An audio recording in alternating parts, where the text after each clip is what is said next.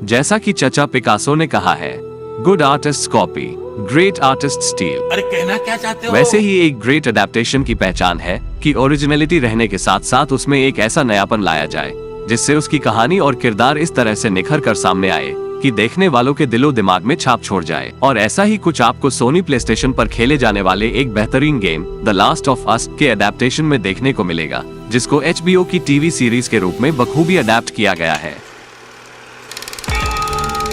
Hello नमस्ते सलाम, मैं बायोस्कोपिक बॉट। तुरंत सब्सक्राइब करो वरना द लास्ट ऑफ अस के क्रिएटर ड्यूओ एक तरफ क्रेग मेजन एक अमेरिकन स्क्रिप्ट राइटर और डायरेक्टर हैं जो पहले ही न्यूक्लियर डिजास्टर पर बनी मशहूर टीवी सीरीज चेरनोबिल बनाने के लिए बहुत फेमस है, तो दूसरी तरफ है नील ड्रकमन जो American Israeli writer director programmer है और 2013 के इस मशहूर post apocalyptic game the last of us के क्रिएटर है। दोनों डायरेक्टर्स ने इस बात पर बहुत ध्यान दिया है कि इस नामी ग्रामी वीडियो गेम को सीरीज में अडेप्ट करने में कहानी और कैरेक्टर्स में रुझान रत्ती भर भी कम ना हो। वैसे तो वीडियो गेम की वजह से काफी लोगों को कहानी मालूम ही होगी, नहीं, पर सीरीज के रूप में इस कहानी को देखने का अलग ही मजा है, जो कि लोगों के रिएक्शन और इस शो की जबरदस्त रेटिंग से पता चल ही रहा है। इस सीरीज के दो मेन कैरेक्टर्स हैं पेड्रो पास्कल जिन्होंने जोएल की भूमिका निभाई है और बेला रामजी जिन्होंने एली का रोल निभाया है। शायद आपको पता ही होगा कि इन दोनों कलाकारों ने पहले भी गेम ऑफ थ्रोन्स नामक HBO की एक बहुत मशहूर सीरीज में दर्शकों को अपने अभिनय से मंत्रमुग्ध किया है। द लास्ट ऑफ अस की कहानी इन दोनों कैरेक्टर्स के इर्द गिर्द ही घूमती है। आगे बढ़ने से पहले सावधान, क्योंकि स्पॉयलर्स अहेड।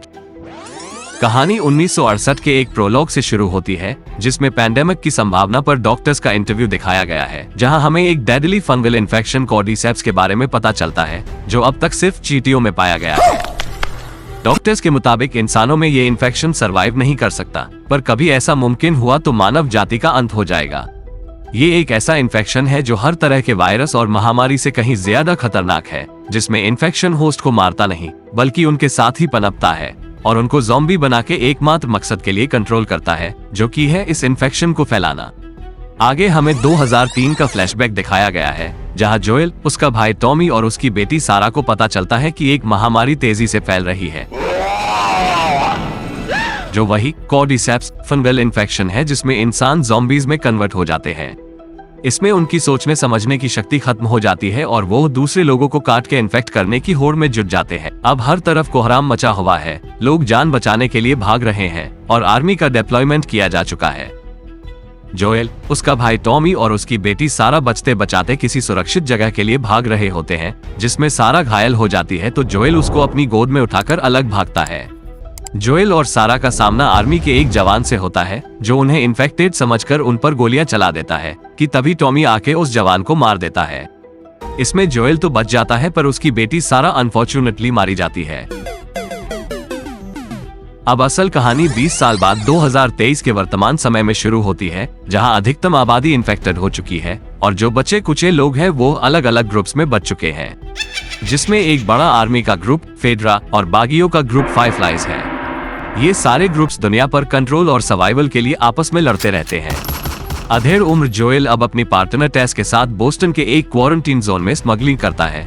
वो अपने गुमशुदा भाई टॉमी को ढूंढने के लिए एक दूसरे ग्रुप में गाड़ी की बैटरी की तलाश में है, जहां एक मुठभेड़ में मार्लिन जो रिबेल ग्रुप फाइव फ्लाइज की लीडर है, एली नामक 14 वर्षीय लड़की को एक दूसरी जगह पर डिलीवर करने के लिए जोएल को सौंपती है।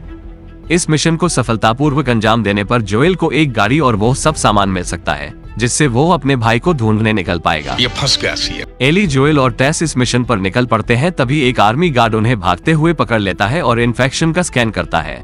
इस पर जोएल को अपनी बेटी सारा की मौत का मंजर याद आ जाता है और वो उस आर्मी के जवान को बहुत बेदर्दी से मार देता है।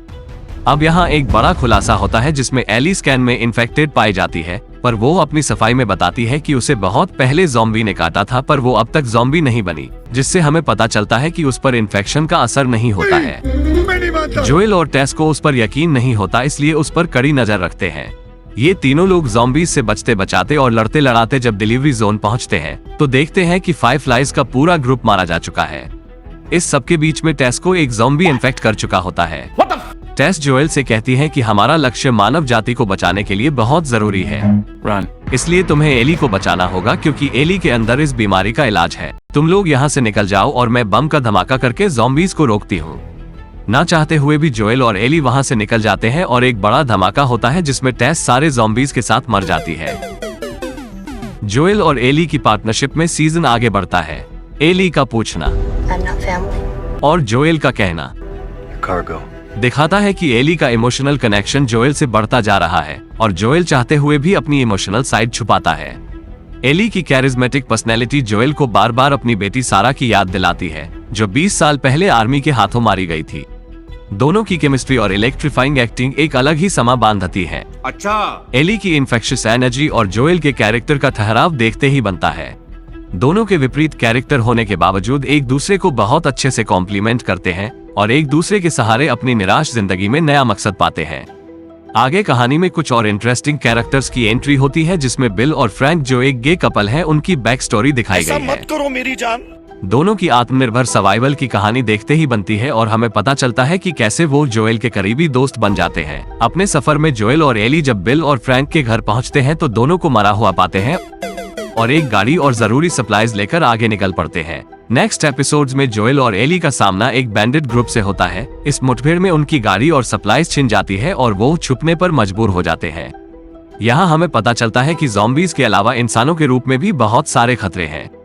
तभी एंट्री होती है दो भाई हेनरी और सैम की, जिनके साथ जोएल और एली बैंडिट ग्रुप से बचने का प्लान बनाते हैं। बैंडिट ग्रुप जोएल और ज़ॉम्बीज में एक खूंखार मुठभेड़ के बाद वो लोग वहाँ से भागने में कामयाब होते हैं, पर इस बीच हेनरी का छोटा भाई सैम इन्फेक्ट हो जाता है, मगर वो ये बात सबसे छुपाता है। पर जैसे ही वो ज़ॉम्बी बनता है वो एली पर हमला कर देता है, जिससे जोएल और हेनरी बच्चों को बचाने के लिए एक दूसरे पर बंदूक तान लेते हैं। लेकिन सैम की हालत देखकर हताशा में हेनरी सैम को गोली मार देता है और साथ ही अपनी जान भी ले लेता है। जोएल और एली आगे बढ़ते हुए जोएल के भाई टॉमी को ढूंढ लेते हैं, जहां टॉमी अपनी पत्नी मारिया के साथ एक सेफ कम्युनिटी में रह रहा होता है। जोएल एली की सेफ्टी के लिए उसे टॉमी के पास छोड़ के अपने रास्ते जाने का फैसला करता है, लेकिन जब एली उसको उसकी बेटी सारा की याद दिलाती है और कहती है कि उसे जोएल से ज्यादा कोई और सेफ नहीं रख सकता, तब वो अपना इरादा बदल देता है। टॉमी उन्हें फाइव फ्लाइज ग्रुप के कोलोराडो में होने का पता बताता है और वो निकल पड़ते हैं। जब वो कोलोराडो पहुँचते हैं तो उस जगह को वीरान पाते हैं, लेकिन सुरागों से उन्हें पता चलता है कि five flies group salt lake city के एक अस्पताल में चले गए हैं और तभी उन दोनों पर एक नया ग्रुप हमला कर देता है, जिसमें भागते हुए जोएल गंभीर रूप से घायल हो जाता है। अब जोएल की हालत बहुत खराब है और वो मौत के कगार पर है और उसका बचना एली पर निर्भर करता है। इस बीच फ्लैशबैक में एली की बेस्ट फ्रेंड राइली की स्टोरी देखने को मिलती है। अनाथ एली और राइली दोनों फेडरा आर्मी के ट्रेनिंग कैंप में पले बड़े हैं, जिस दौरान दोनों की घनी दोस्ती हो जाती है। राइली बागी ग्रुप फाइव फ्लाइज ज्वाइन कर लेती है और आर्मी कैंप से बाहर की दुनिया एक्सप्लोर करती है। वो चोरी छुपे अपने साथ एली को भी आर्मी कैंप से बाहर एक मॉल में ले जाती है, जहां वो खूब एंजॉय करते हैं। पर अनफॉर्चुनेटली उन लोगों पर ज़ॉम्बी हमला कर देता है, जिसमें दोनों इन्फेक्ट हो जाते हैं। हताश होकर दोनों इन्फेक्शन का असर होने का वेट करते हैं। कुछ देर बाद राइली ज़ॉम्बी बन जाती है और एली के ऊपर अटैक कर देती है, जिसकी वजह से एली को बदकिस्मती से अपनी इकलौती बेस्ट फ्रेंड को मारना पड़ता है और उसे ये भी पता चलता है कि उस पर इन्फेक्शन का असर नहीं होता है। वापस वर्तमान में एली घायल जोएल की दवा और खाने की जद्दोजहद में है, जहां उसकी स्मार्टनेस और सर्वाइवल स्किल्स बहुत काम आती है। उसी दौरान शिकार करते हुए एली का सामना एक आदमखोर ग्रुप के डेविड और जेम्स से होता है, जो शिकार के खाने के बदले एली से जोएल की दवा का सौदा करते हैं। स्मार्ट एली सतर्क रहती है और छुपते छुपाते घायल जोएल का दवा इलाज करती है, पर कुछ दिनों बाद एली को पकड़ लिया जाता है और डेविड उसे अपने ग्रुप में जबरन भर्ती करना चाहता है। वो लोग उसको बहुत मजबूर करते हैं, लेकिन एली ऐसे हार नहीं मानने वाली। जैसे तैसे वो बच के वहाँ से भागने की कोशिश करती है। इस बीच जोएल के घाव भर चुके होते हैं और वो एली को खोजने के लिए निकल पड़ता है। जब वो एली के पास पहुंचता है तो हमें पता चलता है कि पीडिफाइल डेविड एली पर जबरदस्ती करने की कोशिश कर रहा था, जिस पर एली ने उसको बेदर्दी से मार दिया है। एली जोएल को देखकर बहुत इमोशनल हो जाती है। फिर जोएल उसे दिलासा देता है और वो वहां से निकल जाते हैं।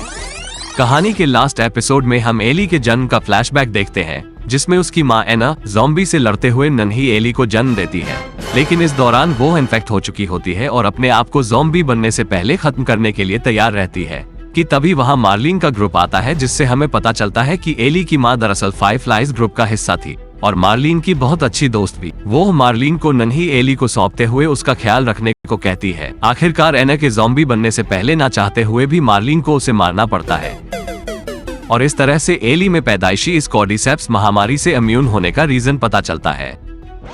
अब वापस वर्तमान में जोएल और एली फायरफ्लाइज ग्रुप की तलाश में सॉल्ट लेक सिटी पहुंचते हैं, पर अब तक के सफर में दोनों का रिश्ता एक बाप और बेटी की तरह गहरा हो गया है, जहां जोएल एली से कहता है कि हम यहीं से वापस टॉमी की सेफ कम्युनिटी में लौट सकते हैं, जिस पर एली उससे कहती है कि इतना सब होने के बाद अब फायरफ्लाइज ग्रुप से मिले बगैर लौटना बेकार है। इस बीच अचानक एक गश्ती दल दोनों को बेहोश करके पकड़ लेता है। जोएल की आंख एक अस्पताल में खुलती है जहां मार्लिन की रीएंट्री होती है। वो जोएल को बताती है कि एली को सर्जरी के लिए तैयार किया जा रहा है, जहां उसके दिमाग से इन्फेक्शन से लड़ने वाला हिस्सा निकाला जाएगा, जिससे वैक्सीन बनाने में मदद मिलेगी, पर वो इस ऑपरेशन में बच नहीं पाएगी। तो गेम बचाना पड़े। ये सब सुनकर जोएल बहुत भावुक हो जाता है, क्योंकि एली के रूप में मिली अपनी बेटी को वो दोबारा खो नहीं सकता। तैश में आके वो फायरफ्लाइज को एक एक करके मारता हुआ एली को बचाने बढ़ता है और ऑपरेशन थिएटर में डॉक्टर को मार के बेहोश एली को उठाकर भागने लगता है कि तभी उसका सामना मार्लिन से होता है। रुको जरा। मार्लिन उसको रोकने की कोशिश करती है, पर जोएल इस डर से कि फायरफ्लाइज एली का पीछा कभी नहीं छोड़ेंगे, वो मार्लिन को मार देता है और बेहोश एली को लेकर वहां से निकल जाता है। वो दोनों जोएल के भाई टॉमी के घर के आसपास होते हैं जब एली को होश आता है। वो जोएल से महामारी के इलाज, फायरफ्लाइज और हॉस्पिटल के बारे में पूछती है, जिस पर जोएल उसे झूठ बोलता है कि फायरफ्लाइज को और दूसरे लोग मिल गए थे जिनसे उन्होंने वैक्सीन बनाने की कोशिश करी, पर कामयाब नहीं हुए और इस एक्सपेरिमेंट को बंद कर दिया। चल झूठा। पर कहीं ना कहीं एली को लगता है कि जोएल उससे झूठ बोल रहा है और शायद उसके सैक्रिफाइस से मानव जाति इस महामारी से बच सकती थी। इसी क्लिफ हैंगर गिल्ट के साथ पहला सीजन खत्म होता है और दूसरे सीजन की खुशबू आती है। पहला सीजन 9 एपिसोड्स में डिवाइड किया गया है, जिसमें कहानी में गेम के मुकाबले डिविएशन रखा गया है। बिल्डअप थोड़ा स्लो पर इंटेलिजेंटली किया गया है, जो दर्शकों को बांधे रखता है। सिनेमाटोग्राफी और साउंड इफेक्ट्स किसी टॉप क्लास हॉलीवुड मूवी के टक्कर के हैं। बेहतरीन स्पेशल इफेक्ट्स, शूटिंग लोकेशन और एडिटिंग टीवी सीरीज प्रोडक्शन को नई ऊंचाइयों पर ले गया है। हर एपिसोड में नए कैरेक्टर्स, एलिमेंट्स ऑफ सरप्राइज, कहानी में डिविएशन, गति और ठहराव का ध्यान रखा गया है, जिसने ऑडियंस का माइंड डाइवर्ट होने नहीं दिया है। कश्मकश से भरी कहानी और कलाकारों की सॉलिड एक्टिंग के रूप में डायरेक्टर्स का करेज और पैशन दिखता है, जिन्होंने एक ऑलरेडी फेमस वीडियो गेम को अडेप्ट करने का चैलेंज बखूबी निभा के चचा पिकासो की कही बात को सही साबित किया है। The last of us HBO की वो एंगेजिंग मास्टरपीस है जो गेम की तरह ही एक बिगेस्ट हिट के तौर पर जानी जाएगी। इसको एपिसोड्स में देखें या बिंज वॉच करें ये मुमकिन है, लेकिन इसको नहीं देखने के गिल्ट के साथ रहना नामुमकिन है। समझ रहे हो? बायोस्कोपिक बॉट इस सीरीज को 9 आउट ऑफ 10 की मस्ट वॉच रेटिंग देता है। इस कहानी को आप तक लाने में हमारी 5 दिन की मेहनत है, लेकिन आपको सब्सक्राइब करने में 5 सेकंड की मोहलत है। आप लोगों को हमारा रिव्यू और ये सीरीज कैसी लगी मजा आया कमेंट में बताएं और आने वाले बायोस्कोपिक रिव्यूज के लिए लाइक, शेयर और इस चैनल को सब्सक्राइब जरूर करें। तो शुरू हो जाओ, पर देखो मगर प्यार से।